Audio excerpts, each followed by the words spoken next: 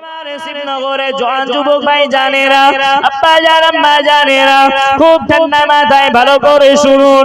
আমাদের একদিন মরে যেতে হবে, মরে যেতে হবে। কবরের জগতে আমাদের যেতে হবে, মরণ শয্যায় শায়িত আমাদের হতে হবে। মরণের কঠিন কষ্ট থেকে রেহাই পাওয়ার একটাই রাস্তা রয়েছে।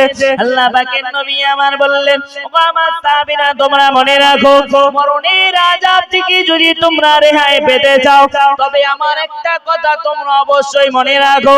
আল্লাহ পাকের নবী আমার মরণ শয্যায় শায়িত দুনিয়ার শেষ সীমায় যখন নবী আমার পৌঁছে গেছেন, নবী আমার দুনিয়া ছেড়ে বিদায় নিয়ে নেবে, ঠিক এমত সময় আজরাইল আলাইহিস সালাম ঘরের দরজার বাইরে এসে দাঁড়িয়েছে। আল্লাহ পাকের নবী সালাম, আল্লাহ পাকের নবীকে সালাম দিলেন, আসসালাতু আসসালামু আলাইকা ইয়া রাসূলুল্লাহ, আসসালাতু আসসালামু আলাইকা ইয়া হাবিবাল্লাহ হুজুর। আমি আজরাইল আপনার দরজার বাইরে দাঁড়িয়ে রয়েছি, ওগো নবী একবার অনুমতি দিলে ঘরের ভিতরে প্রবেশ করি। নবী আমার অনুমতি দিলেন, আজরাইল আলাইহিস সালাম ঘরের ভিতরে প্রবেশ করলেন।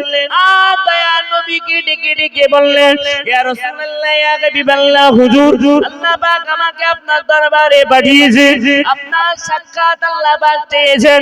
তবে আল্লাহ পাক জানিয়ে দিয়েছেন, ওগো নবী আপনি যদি অনুমতি দেন তবে নিয়ে যাব, আর যদি অনুমতি না দেন আমি আজরাইল আপনাকে নিয়ে যাবার দুঃসাহস আমার কাছে না। ওগো নবী আপনি যদি অনুমতি দেন তবে আপনাকে নিয়ে যাব, অনুমতি না দিলে আপনাকে নিয়ে যেতে পারবো না। এখন আমাদের এসে জিজ্ঞেস করবে, কথা বুঝতে পারেননি? আমাদের মৃত্যুর সময় এসে আজরাইল আলাইহিস সালাম জিজ্ঞেস করবে না, খোকা যাবা কিনা বলো, জিজ্ঞেস করবে না? বলে জিজ্ঞেস করবে, সময় হবে। আল্লাহ পাকের নবী আমার ওই সময় বললেন, ইয়া আখি আজরাইল, ও ভাই আজরাইল আলাইহিস সালাম, ও ভাই আজরাইল আলাইহিস সালাম, এখনো আমার আল্লাহর সঙ্গে আমার কিছু কথোপকথন বাকি আছে। আল্লাহ পাকের নবী আমার ঠিক এমন সময় যখন এমন কথা বললেন, জিবরাইল আমিন আলাইহিস সালাম ছুটে চলে আসলেন। ইয়া রাসূলুল্লাহ ইয়া হাবিবাল্লাহ হুজুর, আপনার এই 23 বছরের নবুয়তের জিন্দেগিতে আমি জিবরাইল আমিন আপনার দরবারে 24,000 বার এসেছি। জোরে বলুন, আর একটা বার জোরে বলুন সুবহানাল্লাহ। জিবরাইল আমিন আলাইহিস সালাম বললেন, ওগো নবী আপনার এই 23 বছরের নবুয়তের জিন্দেগিতে 24,000 বার আমি জিবরাইল আমার আপনার কাছে এসেছি। একবার দুবার নয়, 24,000 বার এসেছি। ওগো নবী এখনো কি কথা বাকি আছে? আল্লাহ পাকের নবী আমার ওই সময় বললেন, ইয়া আখি জিবরাইল, ও ভাই জিবরাইল আলাইহিস সালাম, আমি রাসূলুল্লাহ আমাকে নিতেছি যে তোমার ভাই আজরাইল। ও জিবরাইল আমিন বলো না, বলো না, আমার ইন্তেকালের বাদে, আমার ইন্তেকালের পরে আমার উম্মত উম্মতিরা এতিম হয়ে যাবে, আমার উম্মত উম্মতিরা অসহায় হয়ে যাবে, আমার উম্মত উম্মতির দায়িত্বটা কে নেবে? জিবরাইল আমিন চলে গেলেন, মহান আল্লাহ পাকের দরবারে চলে গেলেন। ইয়া রব্বুল আলামিন, আল্লাহ আপনার হাবিব জানতে চায়, আপনার হাবিব আপনার কাছে আসবে, কিন্তু আপনার হাবিব জানতে চায় আপনার হাবিবের ইন্তেকালের বাদে, আপনার হাবিবের ইন্তেকালের পরে উম্মতে মুহাম্মাদির দায়িত্বটা কে নেবে? আমার আল্লাহ ওই সময় বললেন, ও জিবরাইল যাও যাও যাও, চলে যাও, আমার হাবিবুল্লাহকে গিয়ে জানিয়ে দাও, আমার নবী রাসূলুল্লাহকে গিয়ে জানিয়ে দাও, আমি আল্লাহ পাক নিজে আমার হাবিবের উম্মত উম্মতির দায়িত্ব গ্রহণ করিলাম। জোরে বলুন, আর একটা বার জোরে বলুন সুবহানাল্লাহ। মহান আল্লাহ পাক যখন উম্মতে মুহাম্মাদির দায়িত্ব নিজেই গ্রহণ করলেন, এজন্যই তো আল্লাহ পাক রব্বুল আলামিন বলেন, ও আমার হাবিবের উম্মত উম্মতিরা, তোমরা দুনিয়াতে পাপ করে ফেলেছো, অন্যায় করে ফেলেছো, আমি আল্লাহ পাক গভীর রজনীতে একবার আমি আল্লাহ আমার কাছে হাত দুখানি তুলে বলো, ও রব্বুল আলামিন আল্লাহ অন্যায় করে ফেলেছি, আল্লাহ তওবা করলাম, বললাম আল্লাহ আপনি মাফ করে দেন, আল্লাহ আপনি ক্ষমা করে দেন। আমার হাবিবের উম্মতরা ক্ষমা চাইতে দেরি হবে, আমি আল্লাহ মাফ করিতে দেরি করি না। আরেকবার জোরে বলুন সুবহানাল্লাহ। আল্লাহ পাকের নবী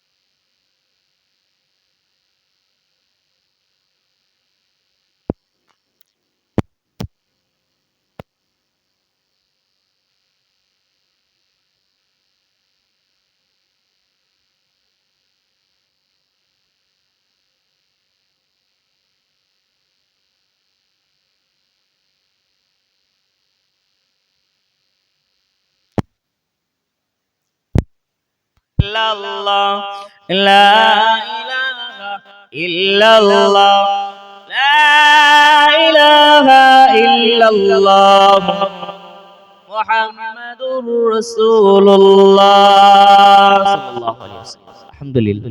কি বলছিলাম? জিবরাইল আমিন এসে রাসূলকে বলেন, ইয়া রাসূলুল্লাহ ইয়া হাবিবাল্লাহ, হুজুর আপনার উম্মত উম্মতির দায়িত্ব আমার আল্লাহ নিজেই গ্রহণ করেছে। জোরে বলবেন না? রাসূল বললেন একটু শান্তি পেলাম, আর উম্মতদের নিয়ে আমার চিন্তা নাই। এবার কি? এবার তো বিদায় নিতে হবে, আল্লাহ পাকের সাক্ষাৎ হবে আমার। কি খুশি রাসূল, ঠিক কি না?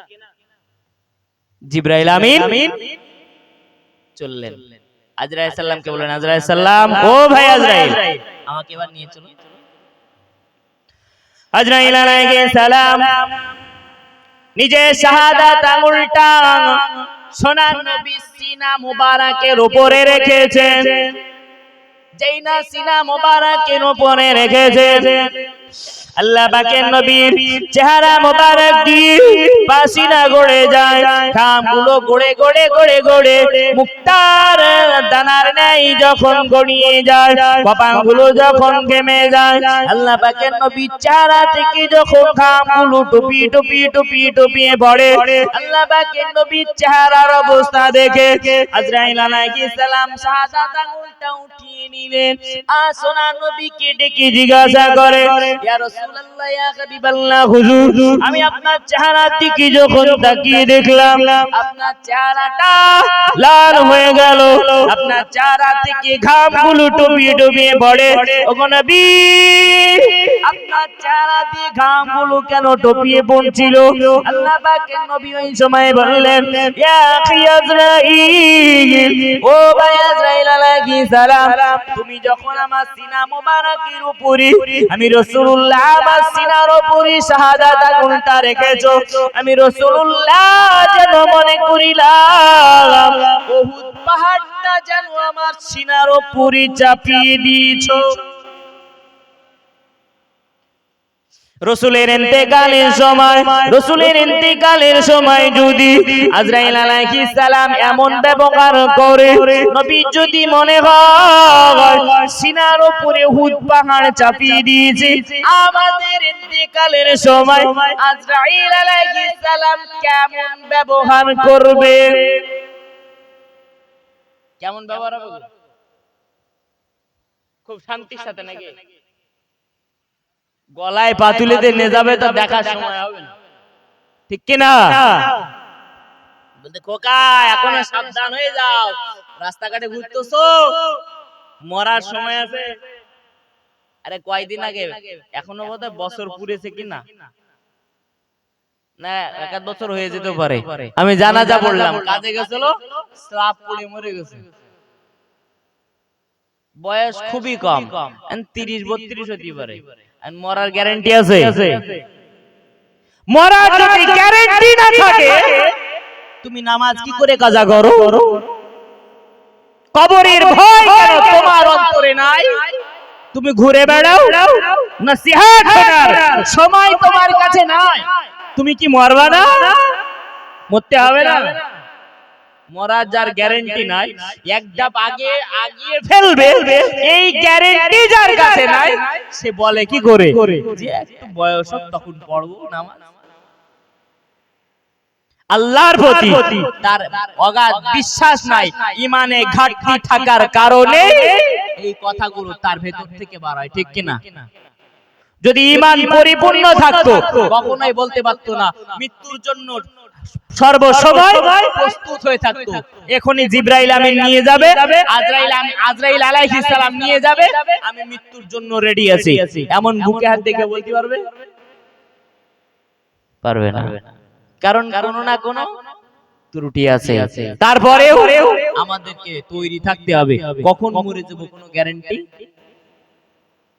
আল্লাহ পাকের নবী আমার বললেন, ও ভাই আজরাইল আলাইহিস সালাম, আমার ইন্তিকালের সময় যদি তুমি এমন ব্যবহার করো, আমার যদি উহুদ পাহাড় চাপিয়ে দেওয়ার সময় যদি কষ্ট হয়, না জানি আমার উম্মতের সাথে তুমি কেমন ব্যবহার করবে। ও ভাই আজরাইল আলাইহিস সালাম, তোমাকে একটা দাবি আমি রাখতে যাই, আমি রাসূলুল্লাহ তোমার কাছে একটা দাবি জানাতে যায়।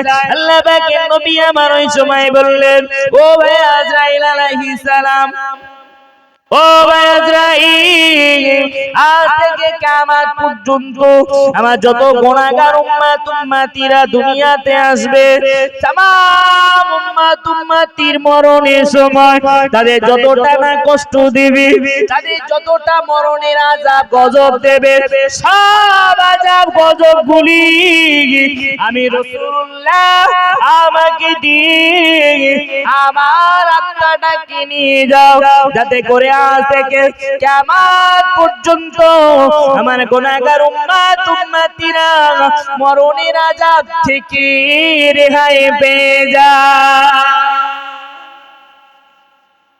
আল্লাহ পাকের নবী আমার দুনিয়া ছেড়ে বিদায় নিচ্ছে, নবী আমার দুনিয়া ছেড়ে চলে যাবে, নবী দুনিয়া থেকে একেবারে বিদায়ের অন্তিম লগ্ন। তারপরে উম্মতে মুহাম্মাদীকে আল্লাহ নবী বলেন নাই, আমরা সেই নবীকে ভুলেছি না, ভুলি নাই, কিন্তু মনে রাখতে হবে আল্লাহ পাকের নবী হলেন শাফিউল মুজনাবি, নবী হলেন শাফাআতকারী নবী, যে নবীর শাফাআত ছাড়া কিয়ামতের দিন আপনি জান্নাতে যাবেন না। সেই নবীকে যদি আপনি ভুলে যান, কিয়ামতের দিন কার শাফাআতে আপনি জান্নাতে যাবেন ভাবতে হবে না? আপনি কার শাফাআত নিয়ে জান্নাতে যাবেন? কার শাফাআতে?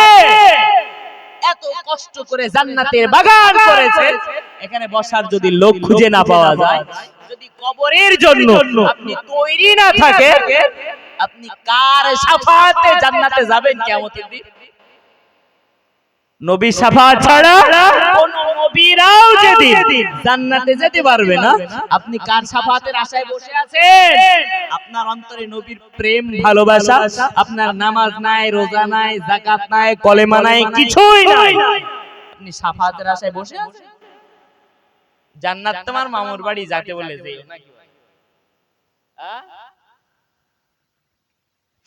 আল্লাহ পাকের নবী আমার বললেন, ও ভাই আজরাইল আলাইহিস সালাম, আজ থেকে কিয়ামত পর্যন্ত আমার গুনাহগার উম্মতিদের যত রকমের মরণের সময় আযাব গজবগুলি দেবে, সমস্ত আযাব গজবগুলি দিয়ে আমি রাসূলুল্লাহ আমার আত্মাটাকে নিয়ে যাও, যাতে করে আমার গুনাহগার উম্মতিরা মরণের আযাব গজব থেকে রেহাই পেয়ে যায়। আল্লাহ পাকের নবী নবী আমার এমত দাবি যখন আজরাইল আলাইহিস সালামকে জানালেন, আজরাইল আলাইহিস সালাম বললেন, ইয়া রাসূলুল্লাহ, ইয়া হাবিবাল্লাহ, হুজুর আপনার এই দাবি আমি মানতে পারি না। ওগো নবী, আপনার এই দাবি সরাসরি আমার মানার ক্ষমতা নাই।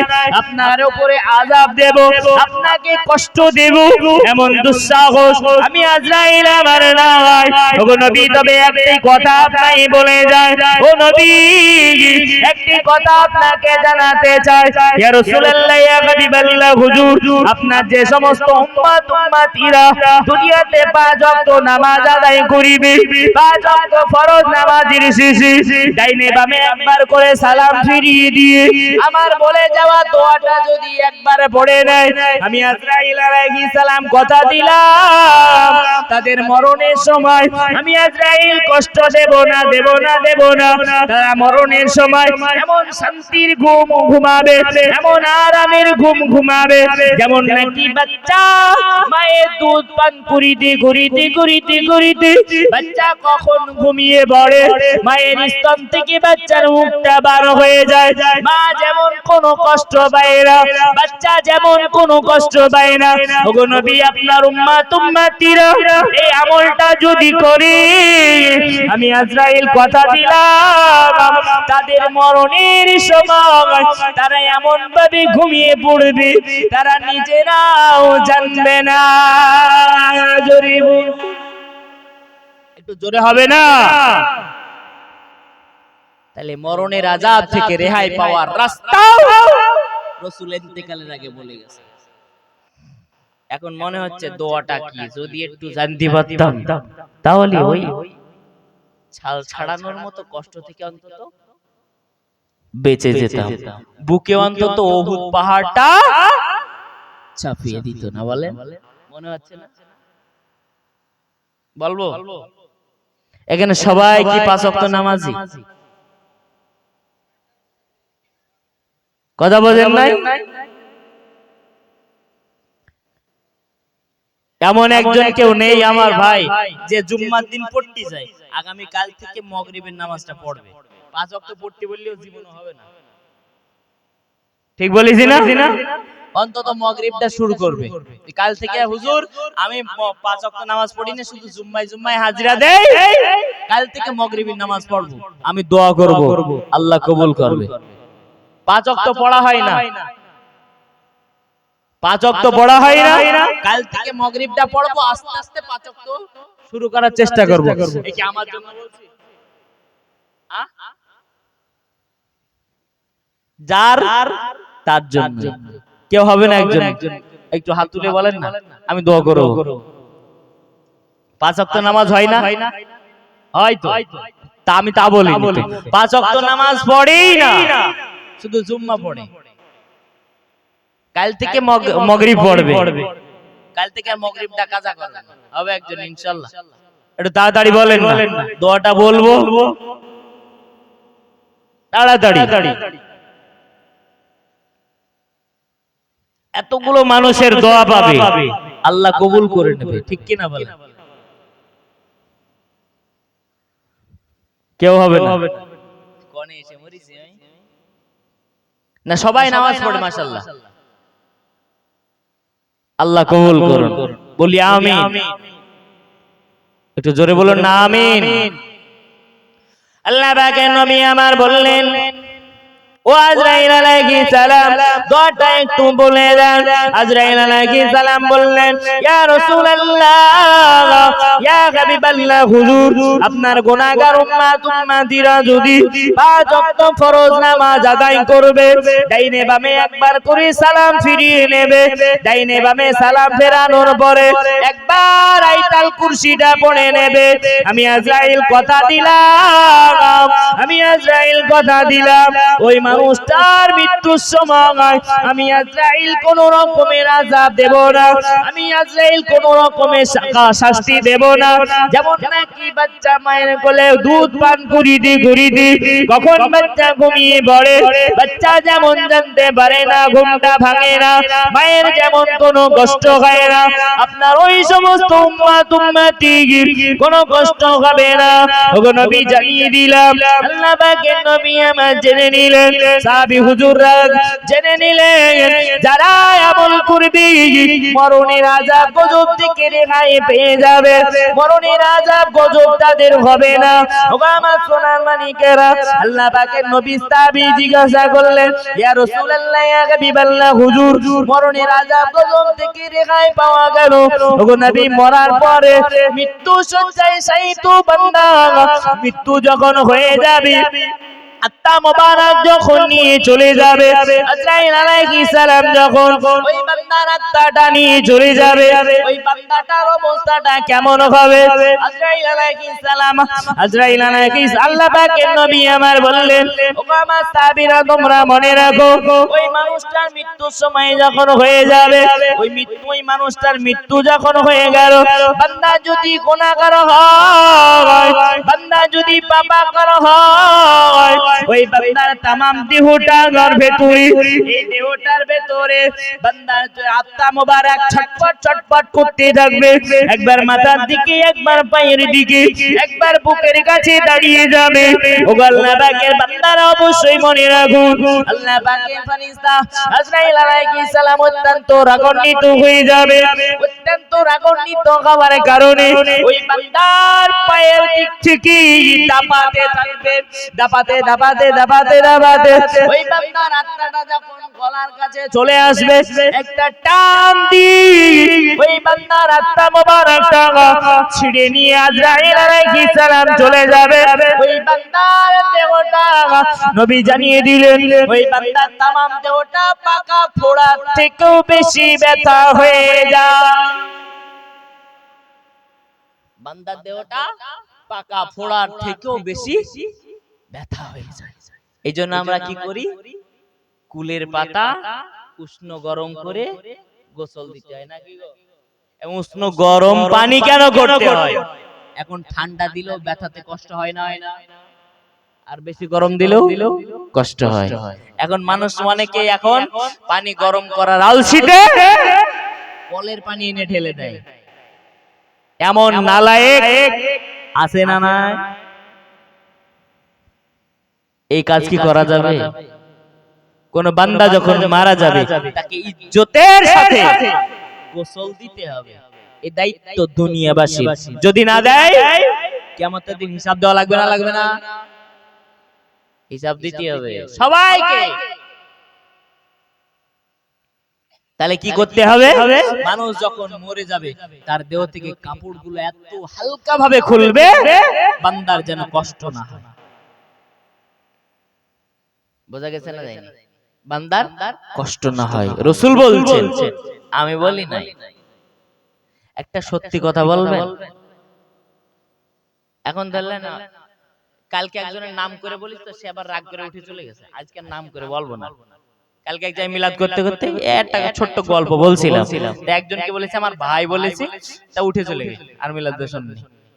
আজকে আর নাম করে বলছি না। এখন আমার এক চাচা কোটি কোটি টাকা সম্পদ, বোঝা গেছে না? যায়নি? কোটি কোটি টাকার সম্পদ, 3 ছেলে। বড় ছেলেকে বলতে, শোনো গরুর গোশত গ্রামেই তো জবাই হয় নাকি, সিনার গোশত কিলো 5 নিয়ে আসে, সুন্দর গোশত। বড় ছেলে সিনার গোশত নিয়ে এসেছে। ছাগলের গোশত গ্রামে পাওয়া যায়, আর যদি না হয় যাও ডমকুল বাজার থেকে একটু ছাগলের গোশত 3 কিলো মতো নিয়ে আসবা। আর ছোট ছেলে তুমি দামুশে টাটকা দেখে একটা বড় সাইজের কাতলা নিয়ে আসো, নাকি রান্না হবে। এন্ড কোটি কোটি টাকার সম্পদ আমার চাচার আছে, চিন্তার অভাব আছে নাকি? টাকা এখন টাকা বলে দিয়েছে, ছেলেরা চলে গেছে যে যার মতো সমস্ত মালমাত্তাগুলো নিয়ে এসেছে।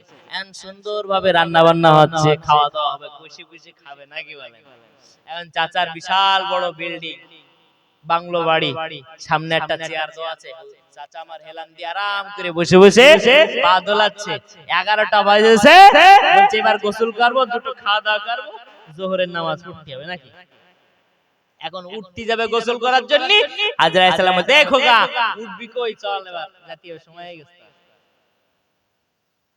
খাওয়ার হবে না, তোমার ঘড়ির কাঁটা বেজে গেছে, তোমার যাওয়া লাগবে। ওই চেয়ারে শুয়ে থাকলো, আর ওঠার ক্ষমতা হলো না। এখন চাচা যখন মরে গেছে সবাই তাড়াতাড়ি করে এসে দেখে আব্বা গড় গড় করতেলো, আব্বা নেই, যা কান্নার রোল পড়ে গেছে। কোটিপতি মানুষ, চারিদিকে সংবাদ, সমস্ত বন্ধু বান্ধব, যার কোটি কোটি টাকা আছে তার বন্ধু বেশি না, আর যার কোটি টাকা নাই, যার 2 পয়সা ফুটো পয়সা আছে পকেটে, তার বন্ধু খুবই কম আছে। তাই কোটি কোটি টাকা সম্পদ, বন্ধু অনেক বেশি। সবাই চারিদিক থেকে আসছে। 11টার সময় মরেছে, আসর পর জানাজা হবে, সবাই আসছে দেখছে। চাচারে সুন্দর করে গোসল করাই দিয়ে, কাফনের কাপড় পরিয়ে দিয়ে, খাটিয়াতে চাচার লাশটা বাংলো বাড়ির সামনে রেখে দিয়েছে। এখন রেখে দিয়েছে সুন্দরভাবে, সবাই দেখছে আসছে, দেখছে আসছে, চলে যাচ্ছে। জানাজা হবে আসরের পরে। এখন জোহরের নামাজ হয়ে গেছে, লোকজন আসছে, ঠিক 2টো বেজেছে, আর বৈশাখ মাসের বেলা, বুঝতেই পারছেন। পশ্চিম দিক থেকে কালো করে এমন ভাবে ঝড় আর বৃষ্টি আসলো, আর কেউ দাঁড়াবে না, কেউ দাঁড়াবে না। একবার বুকে হাত দিয়ে বলবেন, ওই কাফন লাশ খাটিয়া ঘরে কি আর তুলবে? জোরে বলে, ওই খাটিয়া লাশ কাফন ঘরে তুলবে না তো? তুলবে না। ওই চাচা ঘন্টা 2-3 আগে বলছিল না, ওখানে বসে বসে হুকুম করছিল না ছেলেদের, মরে গেছে, চাচার লাশটা ঘরে আর উঠবে না। এত টাকা কামাই করে তোমার ইন্তেকালের বাদে তোমার লাশটা পানিতে ভিজে যাবে, তো যে চাচা নিজের দেহের জামাটা স্ত্রী ছাড়া পরতো না, তার দেহের জামাটা, তার কাফনটা কাদা লেগে যাবে, ওই কাফন আর চেঞ্জ হবে না। তোমার দেহের লাশটা, তোমার দেহটা, তোমার খাটিয়াটা আর তোমার ঘরে উঠবে না। ওগো সোনার বাড়ি, এত কামাই করে কি হবে? ওই মাটির ঘরে দেবে। তুমি কোটিপতি হও আর তুমি লাখপতি হও, আর তুমি 2 টাকা কামাই করো, তোমাকে ওই একই কাফন আর একই কবর, আলাদা কিছু দেবে না। এত কামাই করে কি হবে?